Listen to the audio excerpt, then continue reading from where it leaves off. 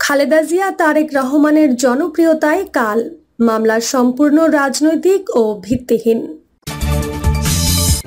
এবং সর্বশেষ জানাবো ইউনূসকে রাজনীতির মাঠে নামাতে যে পরিকল্পনা করছে বিএনপি। এতক্ষণ শুনছিলেন সংবাদ শিরোনাম, এবার বিস্তারিত। খালেদা জিয়া তারেক রহমানের জনপ্রিয়তায় কাল, মামলা সম্পূর্ণ রাজনৈতিক ও ভিত্তিহীন।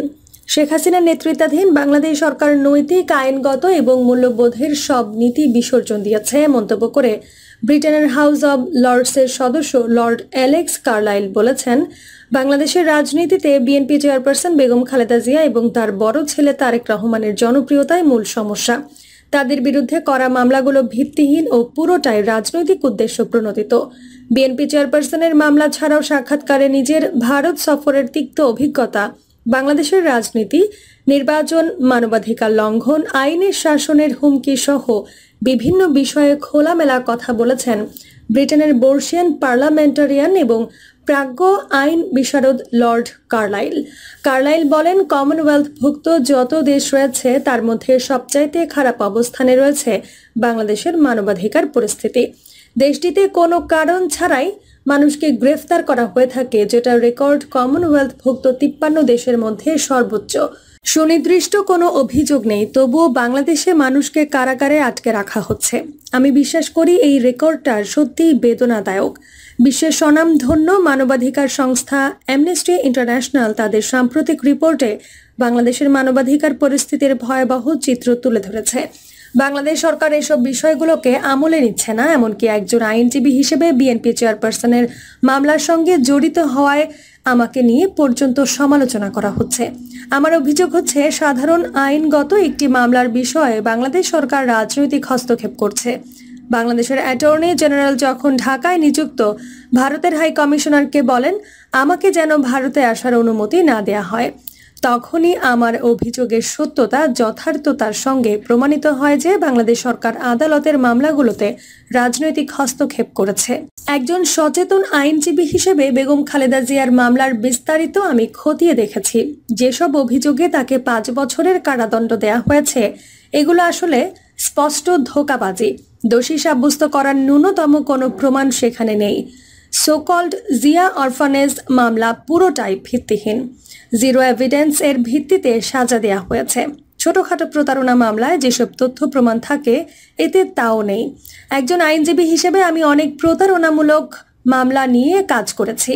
আমরা এই মামলা খতিয়ে দেখতে একটি টিমকে আহ্বান করেছিলাম, যেটাকে বলা হয় ফরেনসিক অ্যাকাউন্ট্যান্ট। তারা অভিযোগের বিষয়গুলো তন্ন তন্ন করে খতিয়ে দেখেছে আর বলেছে এখানে যাদের অভিযুক্ত করা হয়েছে তাতে প্রতারণা করার মতো কিছু পাওয়া যায়নি। এই মামলা নিয়ে কাজ করার মতো কিছু নেই। বেগম খালেদা জিয়া কোনো অর্থ আত্মসাৎ করেছেন বা কোনো উপায়ে প্রতারণা আশ্রয় নিয়েছেন বা কোন অপরাধ করেছেন এর সপক্ষে কোনো প্রমাণ পাওয়া যায়নি। এটা কিভাবে মামলা হতে পারে? আমি বিষয়টি নিয়ে শঙ্কিত। পুরো মামলাটাই সাজানো হয়েছে রাজনৈতিকভাবে। এই মামলাটা তৈরি করা হয়েছে দেশটির একজন সাবেক প্রধানমন্ত্রীর বিরুদ্ধে। এটা যে রাজনৈতিক কাজ তা বোঝাই যায়। এটা বাংলাদেশ সরকারের তৈরি করা একটা মামলা। আমার ধারণা হচ্ছে খালেদা জিয়াকে নির্বাচন থেকে সরিয়ে রাখতেই এই মামলা করা হয়েছে। খালেদা জিয়াকে রাজনীতি থেকে সরিয়ে দিতেই এই মামলা করা হয়েছে এমন প্রশ্নে কার্লাইল বলেন, হ্যাঁ, খালেদা জিয়াকে জাতীয় রাজনীতি থেকে সরিয়ে দিতেই এই মামলা করা হয়েছে। খালেদা জিয়ার বড় ছেলে তারেক রহমানের বিরুদ্ধে একইভাবে মামলার আশ্রয় নেওয়া হয়েছে। তাকে হয়রানি করতে বাংলাদেশ সরকার ইন্টারপোলের মাধ্যমে রেড নোটিশ জারি করার পায়তারা করেছিল। বিষয়টি রাজনৈতিক উদ্দেশ্য প্রণোদিত বুঝতে পেরে এবং মামলার অভিযোগ মিথ্যা জানার পর ইন্টারপোল পরে সে নোটিশ প্রত্যাহার করে নেয়। এটা এখন সার্বিকভাবে প্রমাণিত হয়েছে। আইনের শাসনের সব ধরনের বাধ্যবাধকতা থেকে ক্ষমতাসীন বাংলাদেশ সরকার বিচ্যুতি ঘটেছে। সাংবাদিক মুশফিক জানতে চান, আপনি যেমনটা বলেছেন এটা একটি রাজনৈতিক উদ্দেশ্যমূলক মামলা। শুধু প্রধান বিরোধী দলীয় নেতা বেগম খালেদা জিয়াই নয়, তার বড় ছেলে এবং বিএনপির বর্তমান ভারপ্রাপ্ত চেয়ারম্যান তারেক রহমানের নামেও রয়েছে অসংখ্য মামলা, যিনি বাংলাদেশে ব্যাপক জনপ্রিয়। আপনি কি মনে করেন এক্ষেত্রে জনপ্রিয়তাই তাদের জন্য বড় সমস্যা? জবাবে কার্লাইল বলেন, বাংলাদেশে তারেক রহমান জনপ্রিয় নেতা, এটা আমিও বিশ্বাস করি। এর উত্তর খুবই সাধারণ, মূল সমস্যাটাই জনপ্রিয়তা। বিএনপি এবং বিশেষ করে তারেক রহমানের জনপ্রিয়তাই কাল হয়ে দাঁড়িয়েছে, এটা সিম্পলি বোঝা যাচ্ছে। আর বিষয়টা এরকম হওয়াটা দুর্ভাগ্যজনক, কারণ বর্তমান সরকার নৈতিক, আইনগত এবং মূল্যবোধের সব নীতি বিসর্জন দিয়ে বসেছে। আইনের শাসনের ক্ষেত্রে এই সরকার চরম নিষ্ঠুর আচরণ করছে। সরকার সাধারণ আইন মেনে চলছে এবং ভনিতা করছে, কিন্তু প্রকৃতপক্ষে আইন অবজ্ঞা করে লজ্জাজনক পরিস্থিতি তৈরি করেছে। কারণ এই সরকার মামলাগুলো নিয়ে আক্রমণাত্মক আচরণ করেছে। সাংবাদিক মুশফিক জানতে চান, আপনি নিশ্চয়ই অবগত আছেন যে বাংলাদেশে জাতীয় নির্বাচন আসন্ন। 2014 সালে আমরা একতরফা নির্বাচন হতে দেখেছি। নির্বাচনটি অংশগ্রহণমূলক ছিল না। বিএনপি সে নির্বাচনে অংশ নেয়নি। পুরো বিশ্ব তা দেখেছে এবং নিন্দা জানিয়েছে।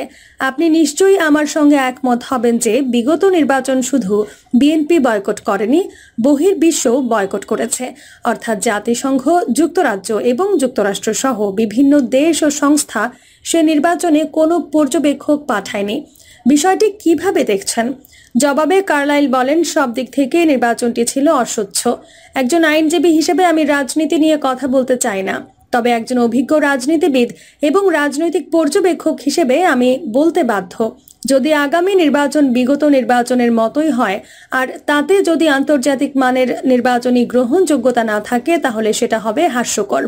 বাংলাদেশ যদি অর্থনীতিকে সমৃদ্ধ করতে চায়, আমার ধারণা দেশটিতে সম্ভাবনাময় টাইগার ইকোনমি বলে দাবি করা হয়, আর সেটা ভারতের অর্থনীতির সাথে তুলনা করলে আশাব্যঞ্জক কি বলতে হবে।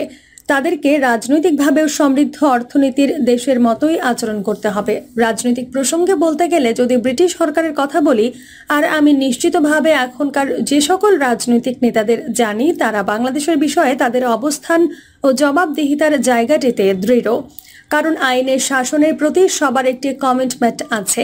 মুশফিক বলেন, বিষয়গুলো নিয়ে বর্তমান সরকারের সঙ্গে ব্রিটিশ সরকারের কি নিজেদের অবস্থান তুলে ধরেছে, কারণ যুক্তরাজ্য বাংলাদেশের বড় অর্থনৈতিক অংশীদার। কার্লাইল বলেন, ব্রিটিশ সরকার কোনো দেশের রাজনৈতিক বিষয়ে হস্তক্ষেপ করার নীতি গ্রহণ করে না। যুক্তরাজ্য সব দেশের নীতিগতভাবে বৈধ সরকারের সঙ্গে সুসম্পর্ক বজায় রেখেছে। যেসব দেশকে আমরা পছন্দ করি না, ব্রিটেন তার সঙ্গেও কূটনৈতিক সম্পর্ক বজায় রেখে চলেছে। বাংলাদেশের সঙ্গে যুক্তরাজ্য আন্তরিক সম্পর্ক বজায় রাখে, কারণ উল্লেখযোগ্য সংখ্যক বাংলাদেশি এদেশে বসবাস করছে। বাংলাদেশিদের সঙ্গে ব্রিটেনের বন্ধন দীর্ঘদিনের। আমরা যেখানে বেড়ে ওঠা, অর্থাৎ উত্তর পশ্চিম ইংল্যান্ডে 1960 সাল হতে বাংলাদেশিরা বসতি স্থাপন করেছে। এখানে যারা আছে তারা কোনো চাপ বা হুমকি ব্যতীতই স্বাধীনভাবে চলাফেরার সুযোগ পাচ্ছে। কিন্তু এসব কিছুর পরেও একটি দেশের মানবাধিকার লঙ্ঘনের চিত্রটিও স্পষ্ট। বাংলাদেশে মানবাধিকার লঙ্ঘন অব্যাহত রয়েছে, আর এটা এভাবেই চলছে। মানবাধিকার নিয়ে কনফিউশনের পরও বাংলাদেশে কারখানার পরিবেশের উন্নয়নে সহযোগিতা করে যাচ্ছে যুক্তরাজ্য, আর এটি ব্রিটিশ ক্রেতাদের জন্য খুবই গুরুত্বপূর্ণও বটে। মানবাধিকারের উন্নয়ন হচ্ছে কিনা এ নিয়ে ব্রিটেন সরকারের অনুমোদনও তাদের নিতে হয়, কিন্তু বাংলাদেশে এর উন্নতি হচ্ছে না। মানবাধিকার পরিস্থিতির কোনো ধরনের অবনতিকে ব্রিটিশ সরকার কখনো সমর্থন করে না। সাংবাদিক মুশফিক জানতে চান, আপনি সাবেক প্রধানমন্ত্রী এবং বিএনপি চেয়ারপারসন বেগম খালেদা জিয়ার পক্ষে আইনি পরামর্শ দিচ্ছেন, একই সঙ্গে বাংলাদেশের পরিস্থিতি গভীরভাবে পর্যবেক্ষণ করছেন।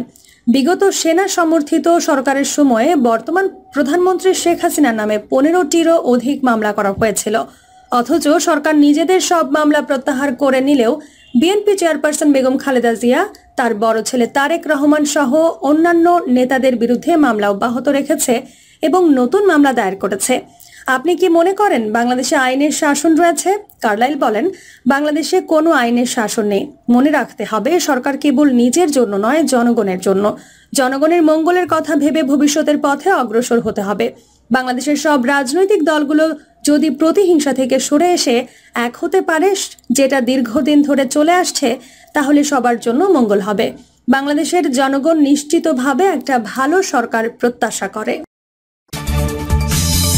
ইউনূসকে রাজনীতির মাঠে নামাতে যে পরিকল্পনা করছে বিএনপি, মামলায় জর্জরিত ডক্টর মোহাম্মদ ইউনূস অপরাধ প্রমাণিত হওয়ায় পেয়েছেন সাজাও, অথচ তাকেই নাকি রাজনীতির মাঠে নামাতে নতুন ছক কষছে বিএনপি সহ সরকার বিরোধী গোষ্ঠী। ডক্টর ইউনূসকে নিয়ে তাদের পরিকল্পনা কি, ইতিমধ্যে সেটি স্পষ্ট হতে শুরু করেছে।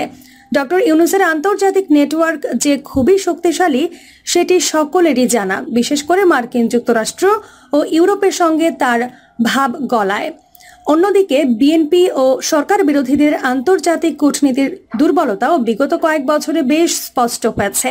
ফলে দলটি আন্তর্জাতিক অঙ্গনে নিজেদের দুর্বলতা কাটাতে ডক্টর ইউনূসের মতো একজন ব্যক্তিকে নিজেদের স্বার্থে ব্যবহারের পরিকল্পনা হাতে নিয়েছে বলে জানা গেছে। পরিকল্পনা অনুযায়ী যুক্তরাষ্ট্র সহ পশ্চিমা বিশ্বকে নতুনভাবে বিভ্রান্তিতে ফেলে সরকারকে চাপে রাখতে চাইছে দলটি। প্রিয় দর্শক, এই ছিল এখনকার সর্বশেষ সংবাদ। আপডেট সব সংবাদ পেতে চ্যানেলটি সাবস্ক্রাইব করে বেল আইকনটি ক্লিক করে রাখুন।